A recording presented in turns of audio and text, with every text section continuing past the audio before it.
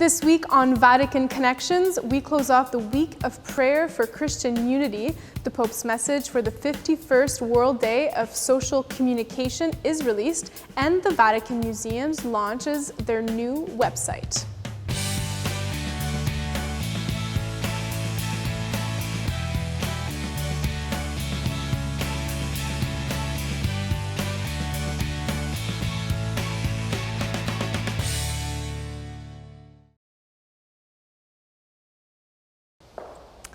Hello and welcome to Vatican Connections. I'm Emily Callan.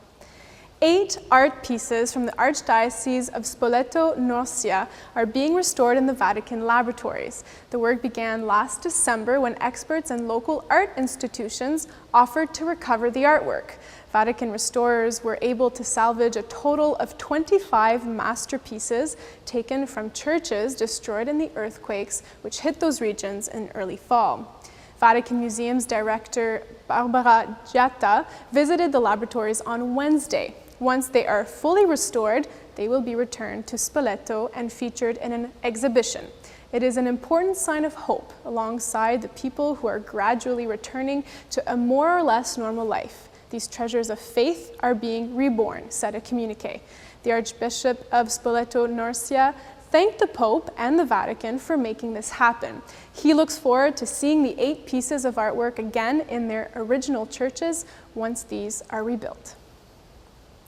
Following last week's statement concerning the investigation into the central direction of the Order of Malta, Fra Matthew Festing resigned from his office as Grand Master of the Order on Tuesday. The Vatican announced the Holy Father accepted his resignation, expressing appreciation and gratitude to Fra Festing for his loyalty and devotion to the successor of Peter and his willingness to serve humbly the good of the Order and the Church. Until a new Grand Master is appointed, a pontifical delegate will take over his duties.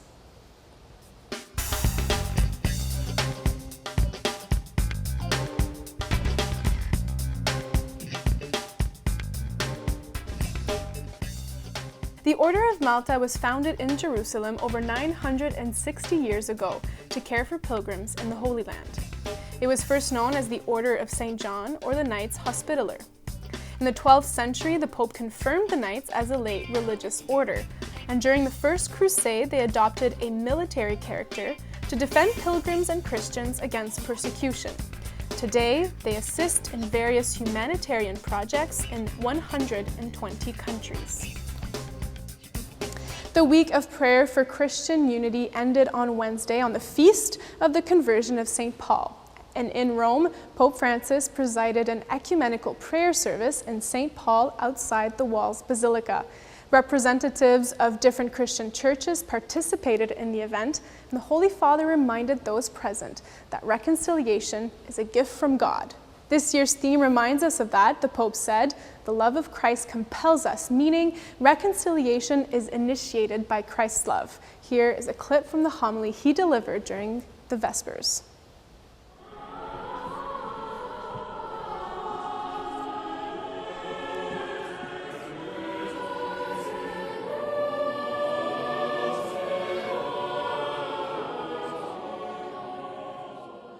Come proclamare questo Vangelo di riconciliazioni dopo secoli di divisioni? È lo stesso Paolo ad aiutarci a trovare la via. Egli sottolinea che la riconciliazione in Cristo non può avvenire senza sacrificio.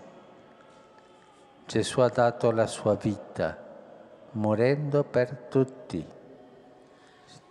Per la Chiesa, per ogni confessione cristiana, è un invito a non basarsi sui programmi, sui calcoli e sui vantaggi, a non affidarsi alle opportunità e alle mode del momento, ma a cercare la via guardando sempre alla croce del Signore.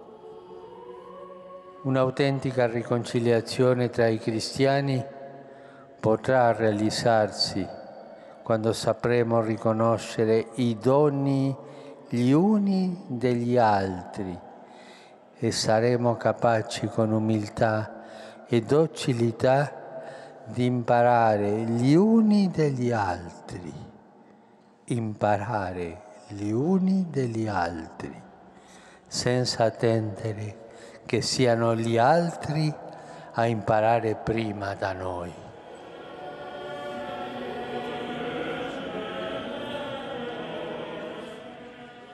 Mentre camminiamo sulla via dell'unità, quest'anno ricordiamo in modo particolare il quinto centenario della Riforma protestante.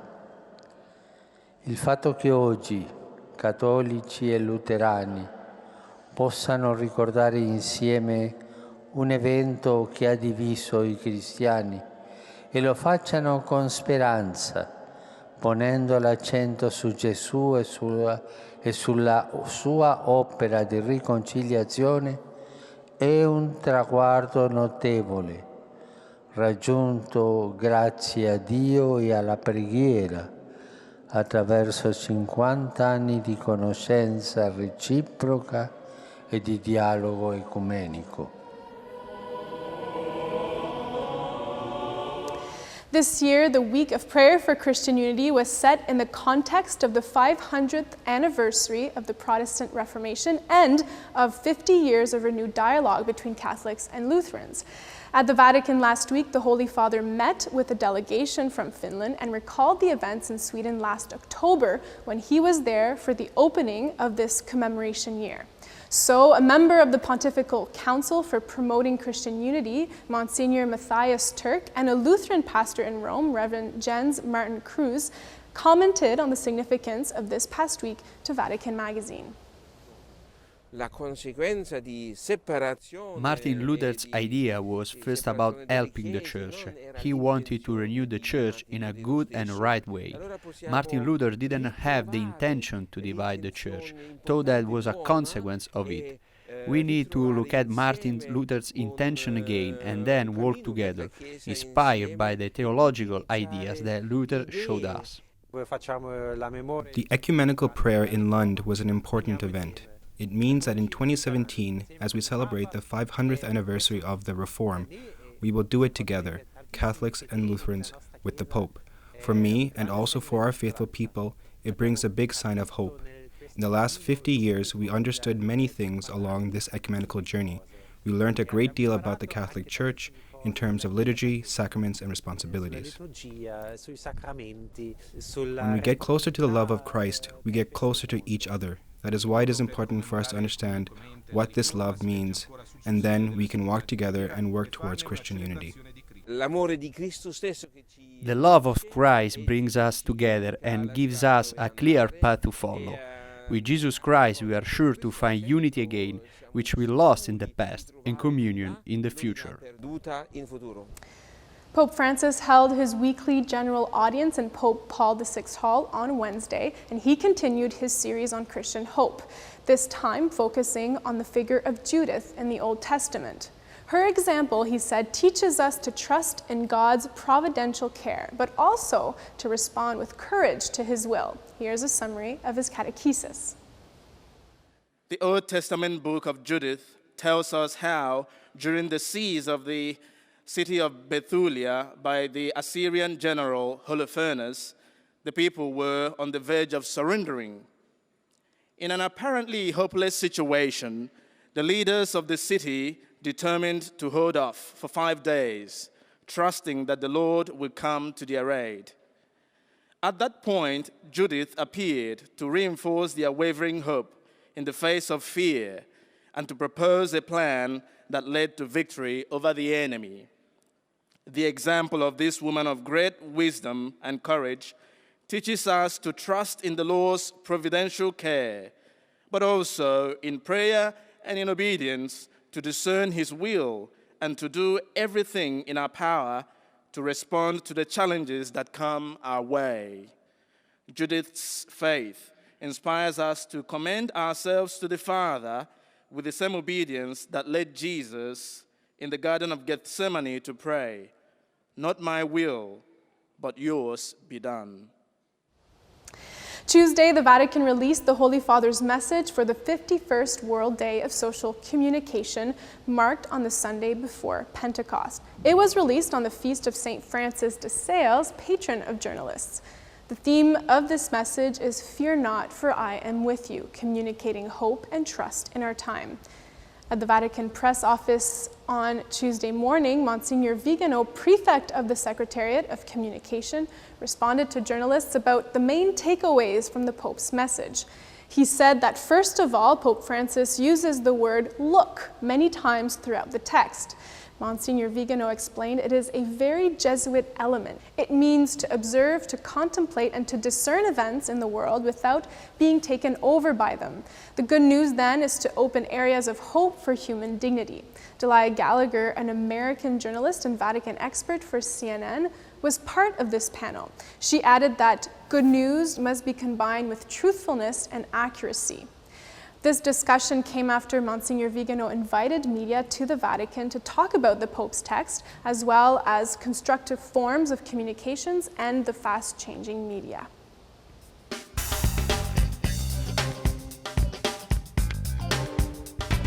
Tweet of the week. The tweet of the week refers back to the Pope's message for the 51st World Day of Communications. "Be not afraid, for I am with you. Let us communicate hope and trust in our time." Monsignor Fernando Ocaris was named the new prelate of Opus Dei. His election was confirmed by Pope Francis on Monday. Monsignor Ocaris is originally from Spain, and he now becomes the third successor of Saint Josemaria Escriva, founder of the organization. Defined as a personal prelature, Opus Dei operates as a diocese, though without territorial boundaries. Monsignor Ocaris is consultant to the Congregation for the Doctrine of Faith, the Congregation for Clergy, and the Pontifical Council for Promoting the New Evangelization. The election process began last Wednesday and included nearly 160 voices of priests, laymen, and laywomen of the organization. About 40 members of Italy's National Anti-Mafia and Anti-Terrorism Office were received at the Vatican for an audience with the Pope. In his address to the representatives, he spoke of the need for increased protection for migrants crossing borders, since they are the most vulnerable and prey to human trafficking. Those fleeing war, violence, and persecution, he said, have the right to find an appropriate welcome and adequate protection. Here's a recap of that speech. The Pope thanked the representatives for their extremely essential work, which is difficult and risky, he recognized, but more indispensable than ever before for the redemption and liberation from the power of criminal associations. The office collaborates with other states to fight and eradicate organized crime, making it possible for people to escape crime and abuse. The Pope specified corruption, extortion, traffic of drugs and weapons, as well as human trafficking. The Holy Father asked them especially to fight human trafficking and the smuggling of migrants because they are grave crimes that target the weakest of the weak. In this regard, it is necessary to increase activity in protecting victims, guaranteeing legal and social assistance to these, our brothers and sisters, in search of peace and a future. Pope Francis added that educational agencies, families, schools, Christian communities, sports and cultural associations must promote awareness of morality and legality and form consciences. He then spoke directly of the mafia phenomenon, which is an expression of the culture of death and should be combated. It is radically opposed to faith and to the gospel, which are always in favor of life. And he insisted that the fruits of a gospel which is lived are love, joy, peace, forbearance, kindness, goodness, gentleness, and self-control. And that we have many examples of Christian communities manifesting the Church's closeness to those who live in dramatic situations.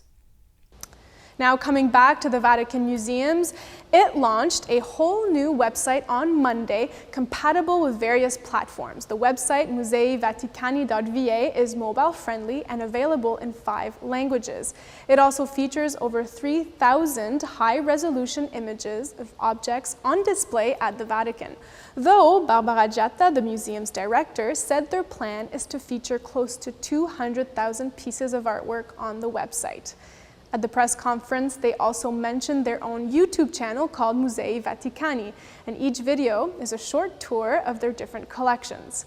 Their latest one includes information for visitors on how to book tickets, visiting hours and tours, the appropriate dress code when visiting the museums, and any other services it offers. Pope Francis was interviewed last Sunday by the Spanish newspaper El Pais.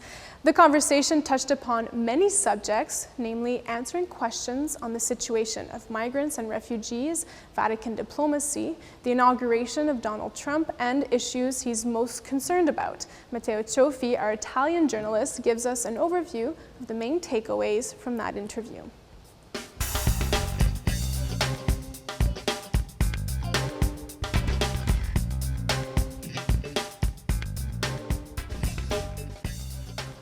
For more than 1 hour inside a normal room in Casa Santa Marta, the Pontiff explained that in the Church there are saints and sinners, decent men and corrupt men, but what worries him the most is a Church that has been numbed by worldliness, one that is far removed from the problems of the people.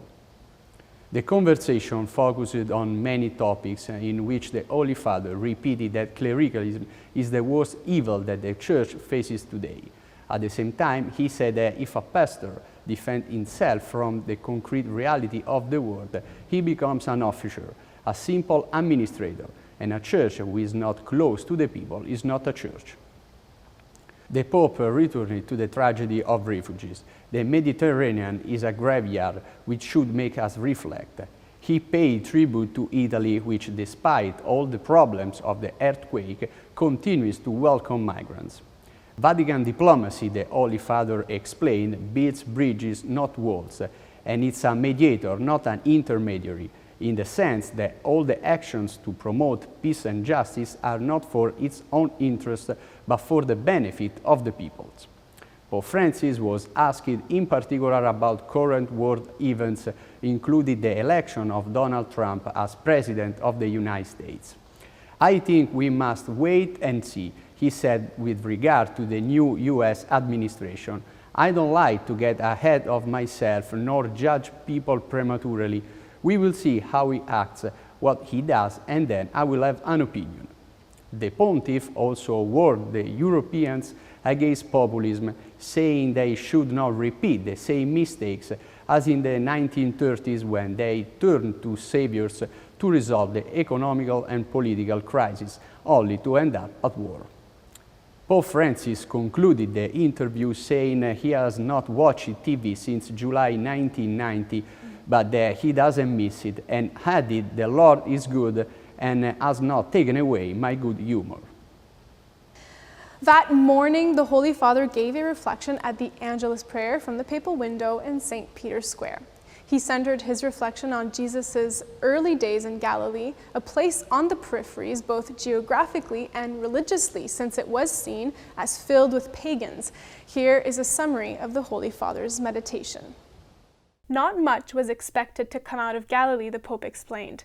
Yet it was precisely from there that that light was diffused on which we meditated this past Sunday, the light of Christ. He added, it spread from the periphery. The mission Jesus was sent to fulfill was to proclaim the kingdom of heaven, bring men to God. Each one is called to be converted, the Holy Father continued, which is not about changing garments, but habits. And Jesus accomplished his mission by going out to the people. In Galilee, he seeks companions in the midst of their everyday activity. And that is where we must also find the Lord, he said, in dialogue with him in our everyday life. He concluded, today Christians have the joy of proclaiming and witnessing their faith because there was that first proclamation and the courageous response of the first men who followed Jesus. He encouraged the faithful to take the word, the love, and the tenderness of Jesus to every context. Then on Saturday, the Holy Father celebrated Mass with Dominicans from around the world in St. John Lateran Basilica. It marked the closing of their Jubilee, which began in November 2015 to commemorate the 800th anniversary of the confirmation of the Order of Preachers by Pope Honorius III. The celebration followed a 5-day Congress in Rome on the work and mission of the Dominicans today. In his homily, the Pope exhorted them to continue the work which they began 800 years ago and reminded them of their call to be the salt and the light of Christ. Catholic News Service interviewed a Dominican friar from New York, Father Ezra Sullivan, on the celebration which took place in Rome, and he shares his own reflection on the Pope's words.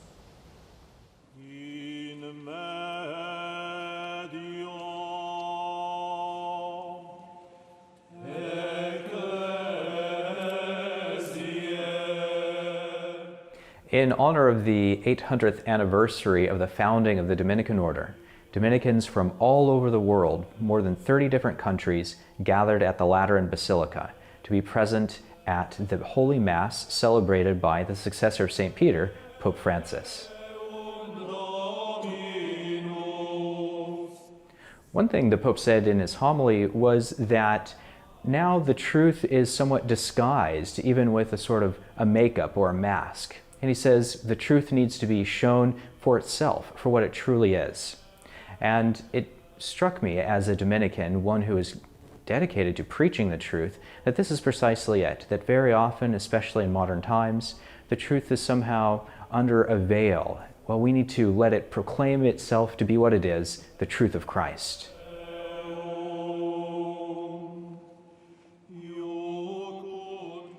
Oggi noi rendiamo gloria al Padre per l'opera che San Domenico, pieno della luce e del sale di Cristo, ha compiuto 800 anni or sono.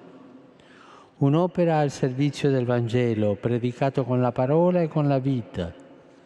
Un'opera che con la grazia dello Spirito Santo ha fatto sì che tanti uomini e donne siano stati aiutati a non disperdersi in mezzo al carnevale della curiosità mondana, ma invece abbiano sentito il gusto della sana dottrina, il gusto del Vangelo e siano diventati a loro volta luce e sale, artigiani di opere buone e veri fratelli e sorelle che glorificano Dio e insegnano a glorificare Dio con le buone opere della vita. In medio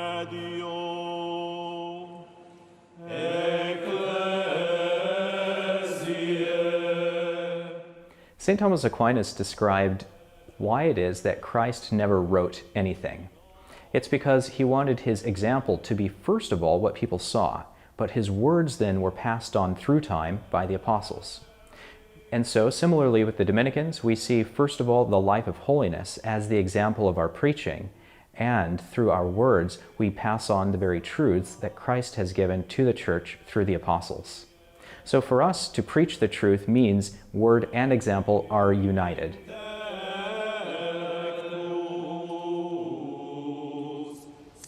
The Pope also met with members of the Apostolic Tribunal of the Roman Rota last week to commence the beginning of their judicial year. Pope Francis addressed the Vatican court and acknowledged that many people today do not fully understand what they're getting themselves into when they enter marriage. So, in order to help couples, the Holy Father explained, the Church must provide a serious process of preparation for marriage, as well as accompany and remain close to engaged couples and newlyweds. He recognized the courage it takes to be married today and quoted Pope Emeritus Benedict XVI saying, "Love needs truth. Based on truth, love can last over time. If love has no relationship to the truth, it is subject to changing feelings and does not stand the test of time."